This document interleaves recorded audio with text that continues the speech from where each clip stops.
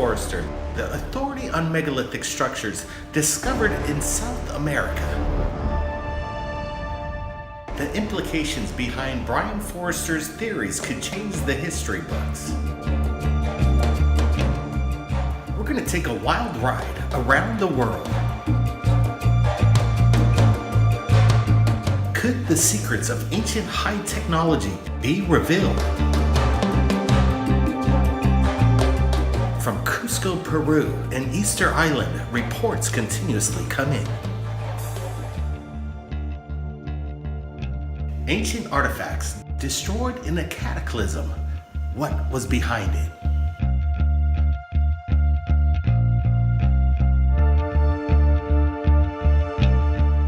Was there a war between men and gods?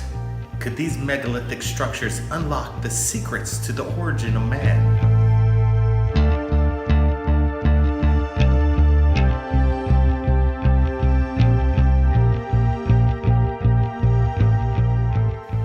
Did extraterrestrials from thousands of years ago come to Earth and build these megastructures?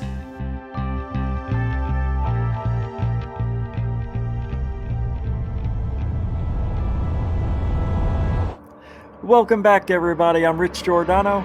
And I'm Michael Roser. And this is Third Phase. So welcome back, and this is going to be part 2 of our 3-part series with Egypt and Brian Forrester. Today, Michael, we will be talking again about the destruction of certain megalithic structures and how they built them. And at the beginning of this, we saw incredible technology that seemed to be out of this world for that time. You know, the way it was cut out in that rock. Do you think that's alien technology, or did they possibly use their own tools and just took all day doing it? You know, it just seems too perfect that they would have used some sort of tools that, you know, maybe chipping away at the stone. It just looks too perfect. And I bet that there's some sort of observable geometry within that structure that we could measure at some point. You know, I when I first saw that, I thought maybe that there was supposed to be a statue erected in front of what they're calling a moon calendar. And then they started going into what they think it is. And it is possible there might have been another structure standing right in front there, you know, to, again, interpret what they had for that calendar. What were your thoughts, Rich? Every time I see something like that, to me, it's like they couldn't have done it back then. I wish I can go back in time and see how they did this. And there are websites dedicated to debunking that this was man-made and not of alien interaction. So it depends on what you believe, what you see. And if Brian Forrester says it's aliens, man, I want to believe he knows what he's talking about more than I do. Oh, yeah. As a matter of fact, let's get into Brian right now. He's about to talk more here. So this is him going into it. I don't know what I'm trying to say. Let's just listen. I'll leave it in there. Well, Blake, the Inca could not have built the megalithic structures because they were a Bronze Age people, and the stone that was cut and shaped is much harder than bronze. The basic principle you have to work with is that your tool has to be harder than the material you're cutting. Right. And therefore, it's clear, also based on weathering, that these megalithic structures are much older than the Inca civilization and had to have been made by a very advanced technological civilization. The only options I think we have are either the so-called Atlanteans or extraterrestrials. So you heard what he said. Aliens. He said it. He did. Well, it seems to be the direction that we need to point if we believe that these folks didn't have the capability in a technological sense back then. But, you know, my thought has always been, why is it so out of the realm of possibilities that maybe they did have some of these more advanced versions of technology, utilizing the same concepts perhaps that we do today, but, you know, in a different way based on what was available to them for material. And, you know, we're sitting here saying that that kind of technology didn't exist because we just haven't found evidence of it. Who knows? Maybe these were pieces that had quicker way of biodegrading. You know, maybe it was covered up by some sort of cataclysmic event, and it's just a matter of time before we find that evidence. But I don't think it's out of the realm of possibilities to figure that they could have had some of this knowledge. But how can you go to aliens without any evidence? Just because you can't figure it out doesn't mean it's aliens, you know? I mean, listen. Have are either the so-called Atlanteans or extraterrestrials. The Atlanteans. We're going to talk about that too. Mm-hmm. Because who was it? Plato that told the story of Atlantis, right? Mm-hmm. From his great-grandfather or something like that. It was just passed down. So who knows how accurate that story is? Right. I don't know. Well, let's get into the next part here because it's unbelievable, this episode. A civilization of gods, men, power, and destruction. The island, the continent that existed beyond the Pillars of Hercules, which in our time we call the Straits of Gibraltar. Well, the description of Atlantis is so detailed that it begs the question, did this place actually exist? Can we use Plato's description as a guide to find the lost continent of Atlantis? It was claimed by Plato that the gods of the old divided the land so that each god would have their own Poseidon, given Atlantis. An island that was larger than Atlantis was an island consisting mainly of mountains. Plato calculated it would be 3,000 stadiums in modern times that equal around 355 miles wide. You mentioned high technology a few times in your videos. Can I ask you what your theories are of some of the tools that were involved in making these megastructures? The tools used to make the megalithic structures in the highlands of Peru we have to assume that they were beyond our present capability in the 21st century. And so in Egypt, for example, we see evidence of saw and drill technology, but in the highlands of Peru, it honestly appears as if this ancient civilization was able to change the molecular nature of the stone itself and turn it into almost like a marshmallow material temporarily. Yeah, let's talk about Atlantis first and then the tools. So Atlanteans, I guess, existed according to Brian Forrester. I'm not sure I want to believe in Atlantis, but later on in the episode, you'll hear why it is a possibility that Atlantis could have been a major factor in all this technology. What do you think about that? Well, it's been said many times throughout the years that people believe that there was a high understanding of technology and spirituality, if you want to call it that, amongst the population. Atlantis, of course, we from the stories can derive that it wasn't just human beings that were there. There were many different races that came from many different places throughout the galaxy, as I've mentioned before, to visit this place because apparently it was a very special place, especially in the way of energy and healing and creative arts and so forth. Very right-brained. So, you know what? It's hard. It's really hard to build something concrete in the way of saying that maybe that technology that we see in civilizations that came after definitely came from Atlantis, because we're still so up in the air about Atlantis as a civilization itself. So let's get back to Blake here and more with Brian Forrester on Egypt. Here we go. Historians and experts have their own theories on how old these megastructures really are. What's your thoughts on the true origin of their age? The age of the megalithic structures, we have to presume, are 12,000 plus years old. And this is based on the idea that there was a cataclysmic event or series of cataclysmic events that occurred on the planet about 12,000 years ago. And this is being backed up by science today. Ancient symbols carved into stone at an archaeological site in Turkey tell of a story of a devastating comet impact. Scientists were analyzing the mysterious symbols carved into stone pillars that evidence from carvings made on a pillar known as the vulture stone suggests that a swarm of comet fragments hit the earth in around 11,000 BC.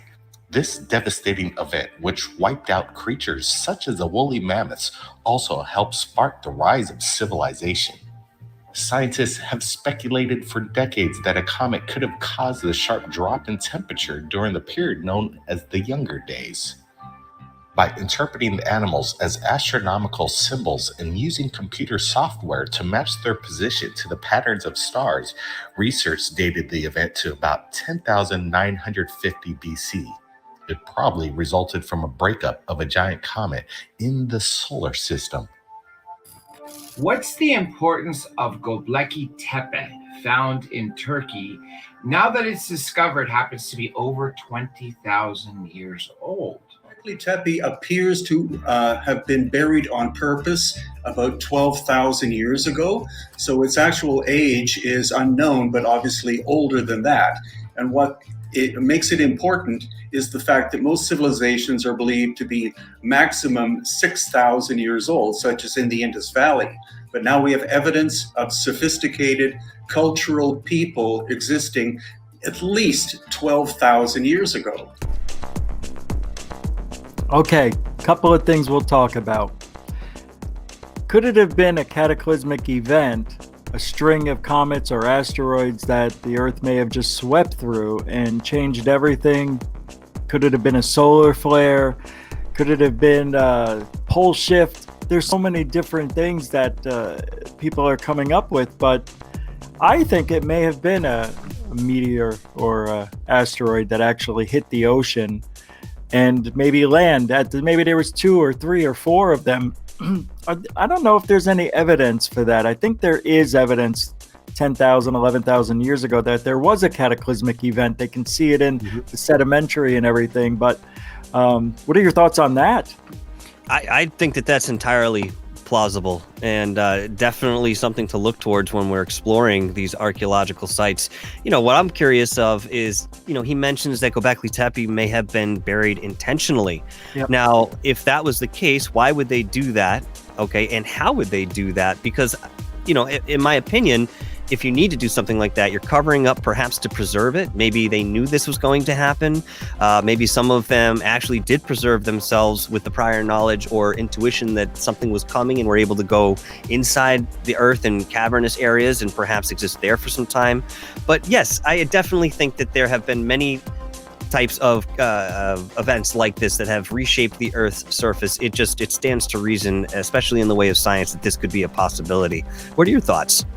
Well, let's not forget that I agree with, but it also could have been an alien war or maybe an intentional alien attack just because maybe their technology was getting, I don't know, better than theirs. I don't know if there was a war. I'm just throwing it out there because who knows? Brian Forster believes that's a possibility as well. So I don't think it's that far out of the realm. It's just interesting that without any evidence at all, we're going to aliens only because of the way this stuff is built, I guess. Well, what's more interesting, too, is that when you mentioned something about an alien war, I mean, if I were the aliens, and again, I'm just putting myself in a speculative position here, I think it would be easier to use something in the environment to cause the destruction rather than to directly head first go in there myself. So if there was a comet that was floating nearby in orbit and I had, the ability to crack this thing up and knew that it would fall to Earth and cause great damage, it could be something indirect like that as well. Not necessarily that they come with a laser beam and are full on there. It could be something that they used, It's just the scarring, that we see on these structures. It's definitely heat. Oh, absolutely. But you made a good point before. Was Göbekli Tepe buried on purpose? Did they know? Did they foresee this event coming? Were they looking up in the sky and saw these huge meteors, from afar, but getting closer every day? And man, how did they? Because we've only unearthed, 5% of what's underneath, what's buried, and what they found with the ground penetrating radar. So there's a lot of stuff to be unearthed. I can't wait to see what they find. It's a lifetime of stuff. It sure is. All right, next segment here. I'm not even going to tell you. Let's just watch. I think you'll enjoy it. I want to get your true thoughts, Brian. What could have caused these catastrophic events in the past? Was it possibly Mother Nature, earthquakes, a meteorite, or was there some kind of weapon that was used that we don't know about? My theory about the cataclysm is, again, that it happened about 12,000 years ago. It could have lasted as much or as long as 300 years, and likely it was an emission of energy from galactic center that then crossed the galactic plane entered our solar system, blew up one of the planets, which created the asteroid belt, then went through the sun and shot plasma from the sun straight at the Earth. This caused the immediate melting and ending of the last ice age very rapidly, in possibly weeks. The sea levels of the Earth rose by 300 plus feet, putting pressure on the crust of the Earth. This would have triggered earthquakes and other terrible events to happen on our planet, would have wiped out all of the megafauna of North America, wiped out most of humanity, and any advanced civilization also would have disappeared at this time, especially those that were close to the coast. This is where we come up with the concept of the ancient civilization of Atlantis being destroyed, according to Plato, about 12,000 years ago. Based on what we just heard, this sounds like there was some sort of,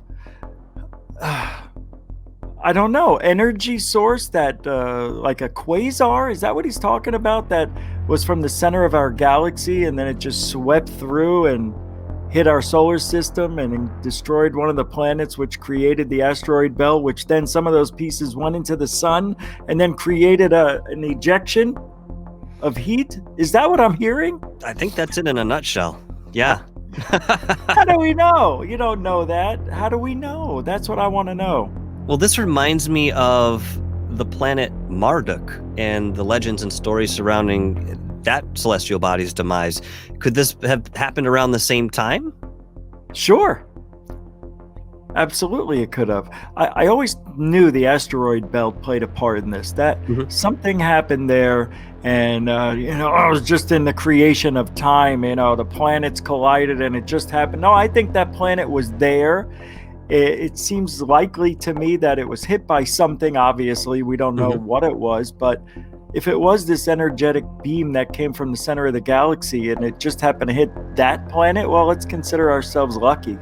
All right, here we go. In 3, 2, go. They built docks, bridges out of stone from the cliffs surrounding the islands. The walls were made of red and white and black rock. Giant walls, a tower were placed at the entrances to every concentric ring. The walls were covered with brass and tin and whatever precious metal they had in the area. He spoke of how the island nation was made of rings, within rings, within rings. Rings were everywhere. Where mountains arose on the islands, you could find rings of water and land. And if that isn't enough, these islands are covered with ancient pyramids that no one knows who built them. There are even pyramids found underneath the water, like there was some kind of catastrophe.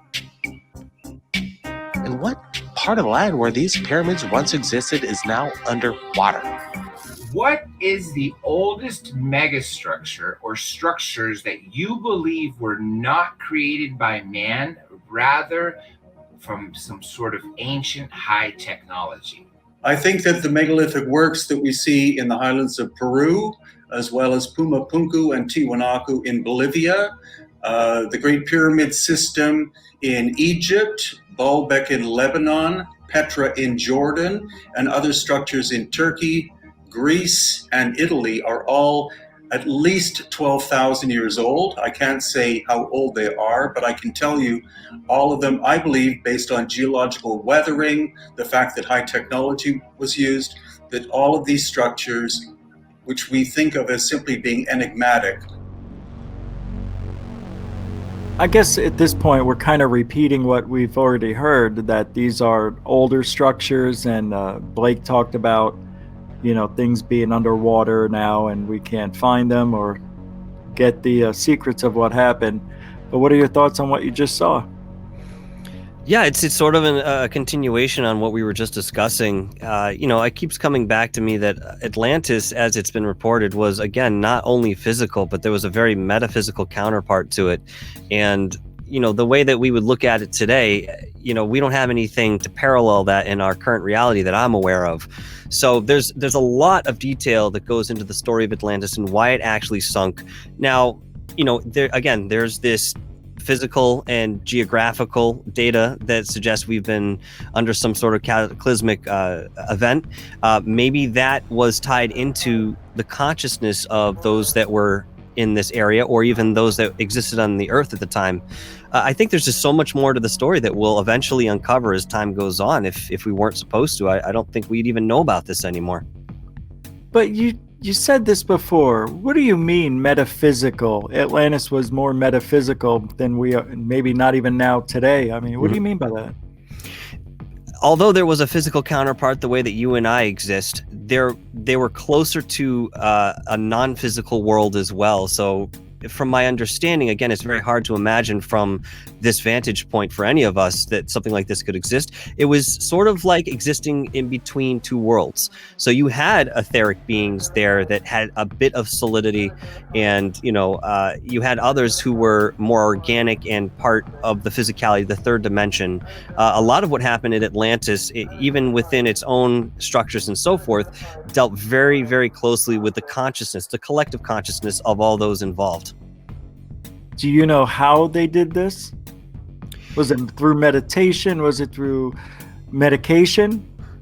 Again, from my understanding, this is just something that naturally occurs at certain points in time based on the Yuga cycle. The Earth itself goes through its own undulations of consciousness. So I believe it's 26,000 years, give or take, to complete a full cycle. Essentially, again, this relates to consciousness. If Atlantis was at the very top at the 12 o'clock point, where this is as enlightened as we can maybe get, at a certain point, the fluctuation, again, the natural fluctuation, as we fall, we lose that consciousness, and maybe down at the 6 o'clock point are the dark ages, where we don't remember who we are, no connection to source, no writing, communication is not anything more than rudimentary. So that would be indicative of a lower consciousness. So in my belief, I think Atlantis existed at a time where those sort of levels of consciousness and enlightenment were much more accessible because of where we were collectively in our understanding of things. So when I hear people say we're in a paradigm shift right now, where are we on that clock as far as the metaphysical being at 12 o'clock? Last time I checked, and this was in the late 90s that I was introduced to this subject, we were right just a little bit after the 9 o'clock point. So we're on the scale rising back up. So it would make sense that we are going through this paradigm shift, and that consciousness is becoming more of our everyday subject. And, some of us are even working and manipulating with energy as we go in the most spiritual and loving senses, or not. I mean, it's the same way, but consciousness can play a part in both outcomes. Okay, it's a lot to take in. If you guys have been, if you guys have been keeping on top of things in this paranormal world, the metaphysical is super popular right now, which is why I wanted a little more information on that. So since the 90s to now, who knows, maybe we have 7 more minutes to go on the metaphysical clock till noon, right? So to speak, yeah. Something like that. All right. A little longer, but yeah. It's interesting, though. I never thought of the Atlanteans that way. I always thought that they just, prayed to this magical god or gods, and, they just wrote about it. I don't know what that means, but anyway, we'll get back here to Blake asking Brian Forster some questions. Here we go. Brian, you've been using the drone and getting unprecedented shots of these megalithic structures. How has it helped you in recent discoveries? The use of drones, or quadcopters as I prefer to call them, give you an unprecedented view of the megalithic structures, because you literally can see from a bird's eyes point of view. Also, you can scan the area to see if there are other structures in the area that you can't see from the ground. And so it's a phenomenal new tool that is opening up possibilities, explanations, and views that we never had before. Now, Brian, we're looking at this incredible geometric shape embedded in the side of the mountain.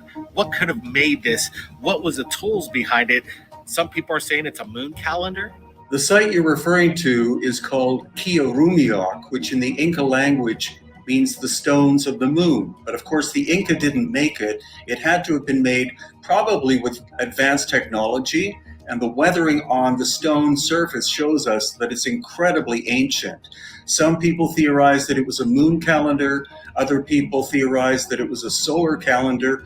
Possibly it was both, But the local people themselves and academics have no explanation as to who made it, when, why, and what its original function was. The Inca probably used it as a ceremonial site, but they used all of the megalithic places as ceremonial sites. That's amazing, that calendar. I think it's both moon and sun. It just would make sense to me. What do you think? I would agree with you on that. Absolutely. And again, maybe supporting the idea that there was some sort of structure there in the middle of that semicircle. Yeah, right. It's interesting. Yeah, you talked about that earlier. I'll pull it back up here. Yeah, that right there. Something could have been in there in the center, or maybe that's where they sat, or maybe that's where they stood. Yeah. Mm-hmm. It could have been maybe some sort of control panel, I'm thinking. Oh. No? No, go ahead and elaborate on that. I didn't think of that. Well, I just thought of it too, so I don't have much to elaborate on other than what I was thinking is maybe that rounded part that we see there, maybe there was something overlaid on it, and you pressed a few buttons or swiped your hand over it. I don't know, but it could have been the base of something that could have laid on top of it. What really interests me is the absolute simplicity that a lot of these structures exhibit, and yet they have very complex backgrounds in terms of what they were supposedly used for, especially in the celestial sense. That's amazing. So what did we forget as a humanity here? What did we forget? I know. I want to know, do you see this notch up here? It looks like something may have been laid in there. I'm not sure if I'm right, but I'd like to get that quadcopter technology up on over that. All right, so we're going to get back to Blake and see what's next. All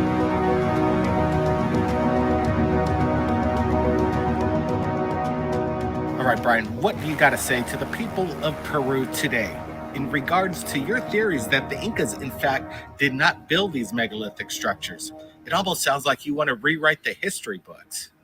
Well, the great thing is that the people of Peru, especially the guides at Machu Picchu, actually come up to me more and more as time goes on because of my YouTube channel. And they tell me, your theories are fascinating. It appears that our history here is much older than what we were taught in school.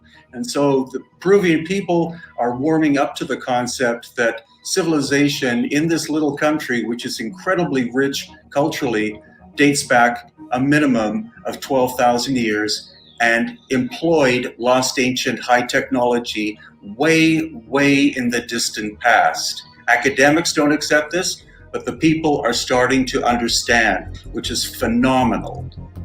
Why do you think that it's taken so long for the scientists, archaeologists to come around to this theory that, things are older than what they seem?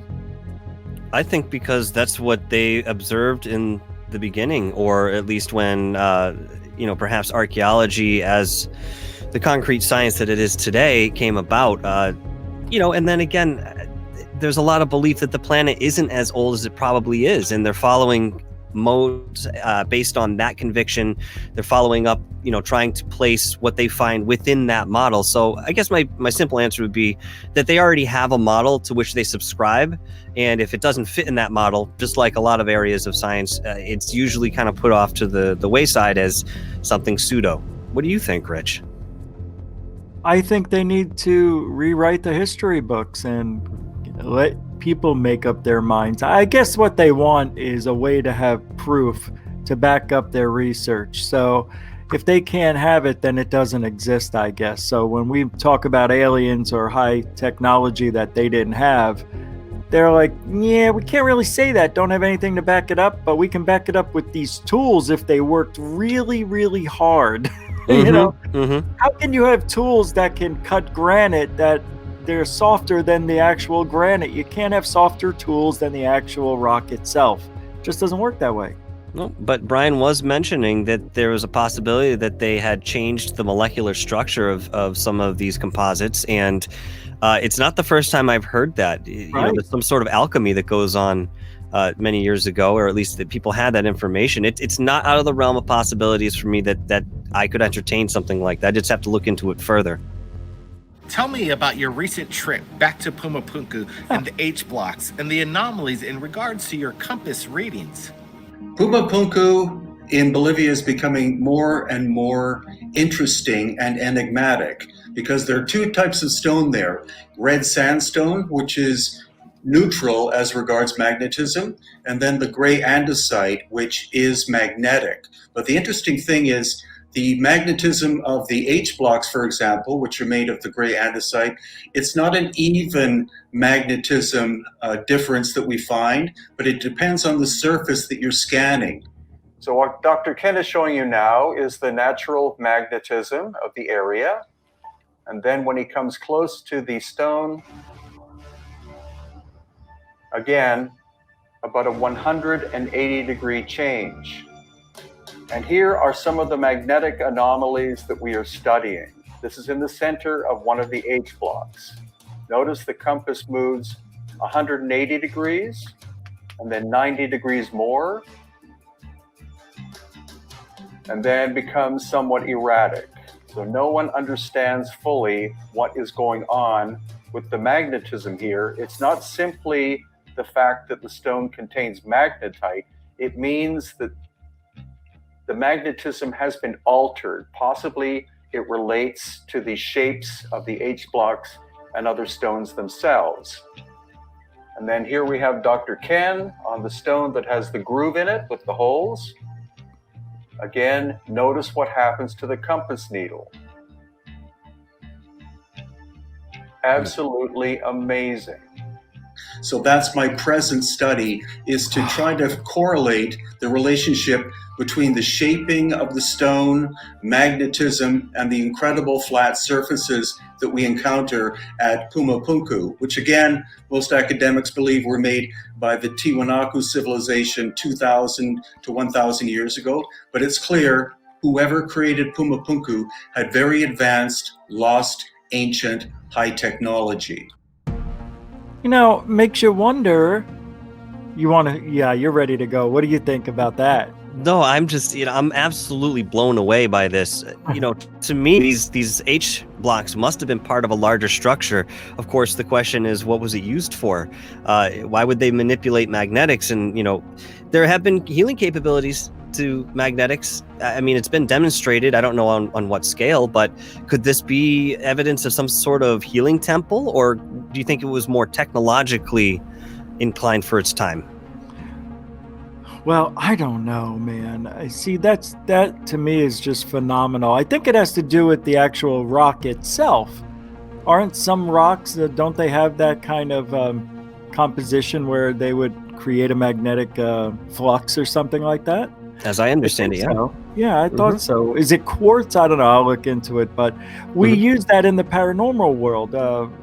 People think that if you built your home on top of certain types of rocks and running water and everything, that you're stirring up energy or doing something with it, and it all comes from the rocks, I think. If that makes sense. Oh, it does, but it's curious nonetheless. I think we have another Dr. J question here. Let's see. Yep, we do. Now, Brian, this is my final question for you, and again, this is a personal question. In your own gut, what is your belief of how these ancient structures were created? Do you think that we as humanity created them, or do you think that they were created by extraterrestrials or non-terrestrial beings that did not originate from this earth? Again, the fact that many of the megalithic structures, if not all of them, in the highlands of Peru and Bolivia were made using very advanced technology, in some cases technology we don't have in the 21st century, tells me quite strongly that, again, there was possibly a very advanced human civilization that did it, or it was extraterrestrial in nature. Now, I'm beginning to think less and less that it was done by an advanced human civilization, because we would have to see cultural development. We don't see that. So right. either the human civilization was destroyed by ancient cataclysmic events 12,000 years ago, or that extraterrestrials were here at that time and they constructed these megalithic structures in Peru, Bolivia, and other parts of the world. What if, man, I wanted to go back and see what he said. He said something and I forgot what it was. Let me go back here real quick. Quite strongly that, again, there was possibly a very advanced human civilization that did it, or it was extraterrestrial. Okay, very advanced human. That's what I wanted to get back to. A very advanced human. So that means that, and I've heard this before, that the universe is teeming with human-like beings, different versions of us, but very similar. Mm-hmm. So what I want to know is, why didn't they just stay here? Why did they have to leave? See, that's what's so difficult for me. What was it that made them leave? Was the planet stained by a cataclysmic event that they couldn't survive and they had to leave? I don't know. What do you think on that? Could it possibly be that some cultures in their own right rapidly advance through the spiritual evolution ladder, so to say, wherein they collectively ascend at some point, where they leave the planet en masse and perhaps go into another sort of dimension or timeline that, just has a higher vibration of energy and start, a fourth dimensional existence instead. I've often wondered this about the Mayans, the Aztecs, the Incans, and some of these other civilizations that have seemingly just vanished within a very short period of time, right off the face of the earth, leaving entire sites full of buildings and things they left behind. Our current state, like we've had the technology we have basically for 120 years or so, right? 130 years maybe. Mm-hmm. This technology, I'm talking about the industrial, building all the cities and everything. That just happened at the turn of the century, or 1900s. So we're talking maybe 120 years, and they've been there for maybe thousands of years. Right. We're very young. Yeah, imagine where we're going to be in 100 years, where we came from 100 years ago.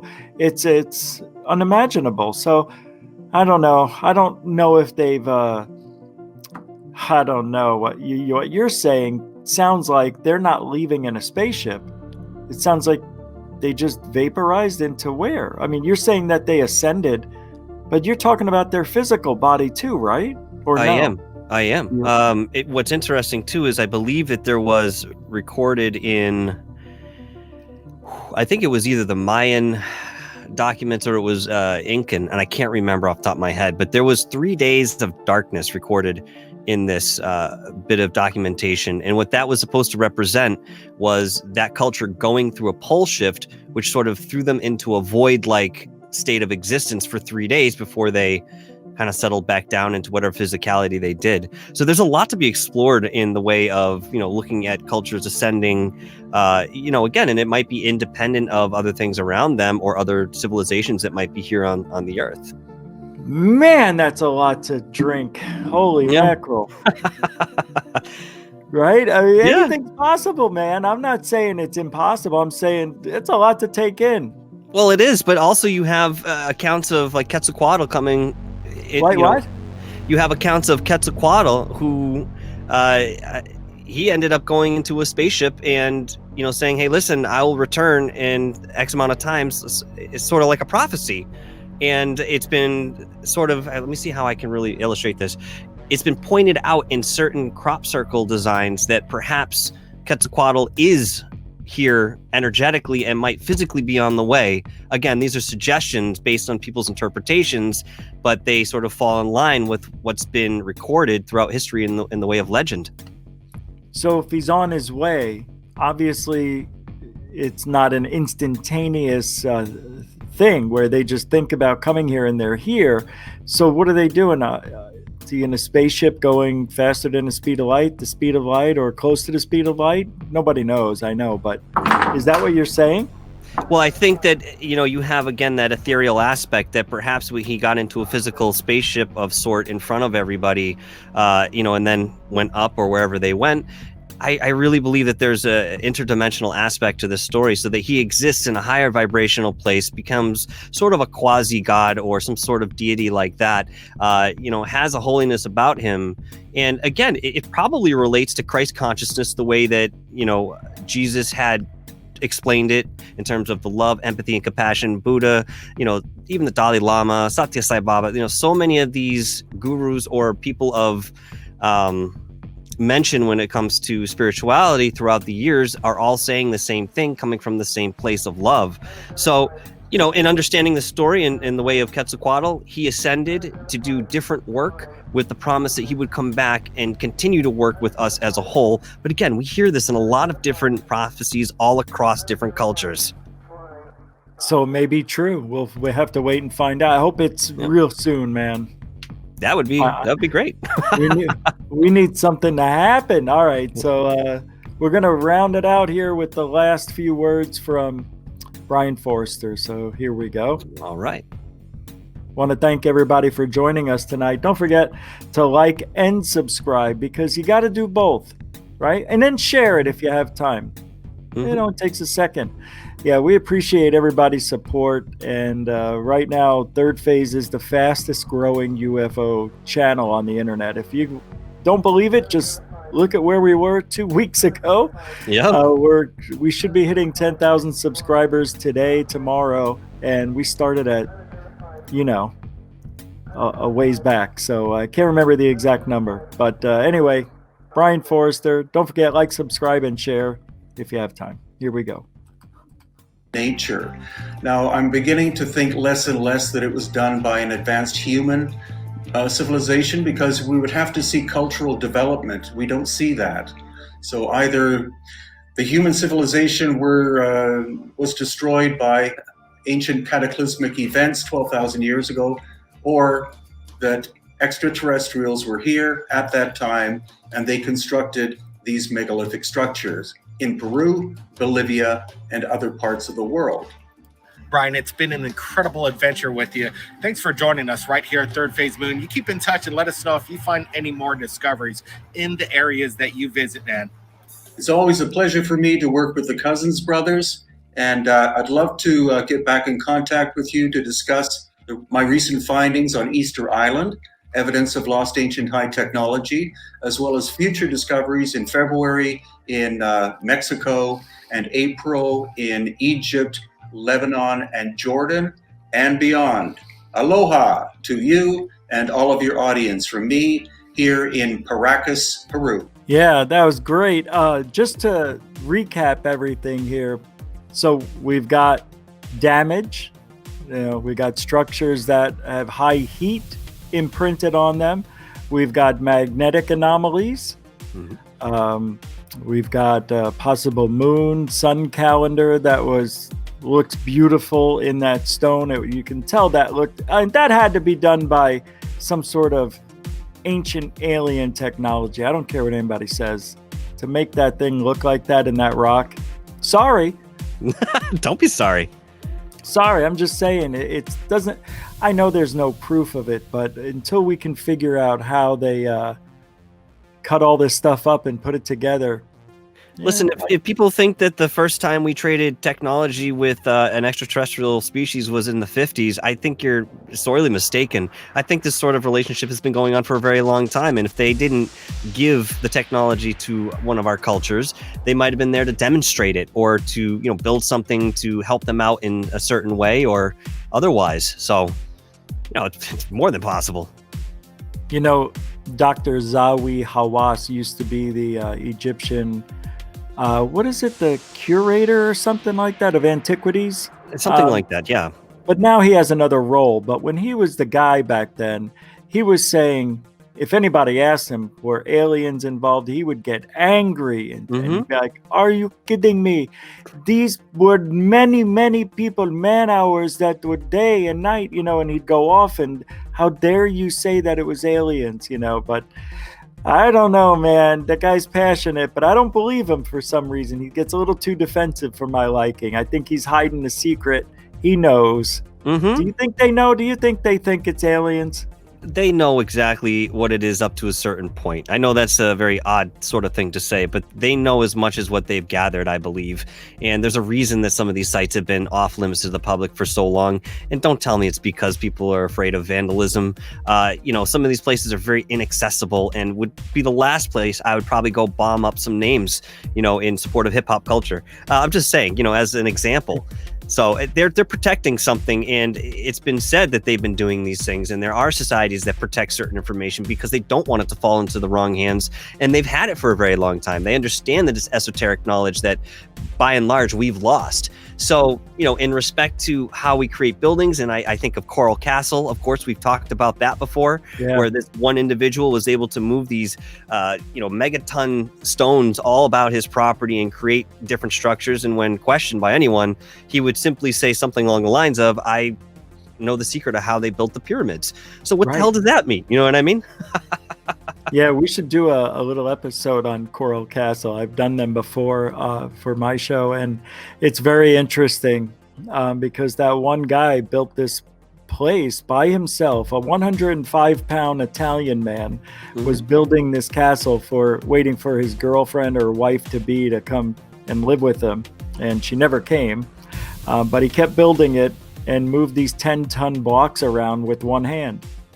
Yeah. It's pretty amazing stuff. And I think it's sound technology. One thing I wanted to talk about before we leave, in the beginning of this episode, I was talking about something that was really important about Atlantis. And Atlantis possibly, and I think through plate tectonics, it just moved. It used to be in, I think, Antarctica. I think it used to be in Antarctica. And it was in the ocean. Now it's in Antarctica. I can't remember which. But they think it's shifted that far that it's now hidden. Yeah, it is Antarctica, I remember. And I think I was mentioning that was important in this episode because I've watched all of the episodes we're going to talk about. And I think it's in the next one that we'll be doing in the next day or so. So don't forget, we're going to be back for a final episode, part 3. And what is today? Tuesday. We'll come back. You want to do it Thursday? Let's do it Thursday. So we'll be back on Thursday with the final episode. I want to thank everybody for hanging out. Brian Forrester, all his help and everything in making these documentaries for Third Phase of Moon. Brett and Blake Cousins, of course. And, of course, Michael here. And what is your channel again? My channel is Dark Hour Paranormal, or you can find me here on Third Phase. How about yourself, Rich? Where can we find you? You can find me just about every day on GoofOn. That's Greatest UFO Network, right here on YouTube, almost every night, 10 Eastern, 7 Pacific. And I want to thank you guys for hanging out with us here on episode number 2. And I love talking about ancient alien technology and Egypt and all that stuff. It's just the mind goes wherever the mind goes. And I love it. It's so fascinating. Isn't it great? It is, man. So thanks for hanging out with us here on Third Phase. Good night, everybody. Good night.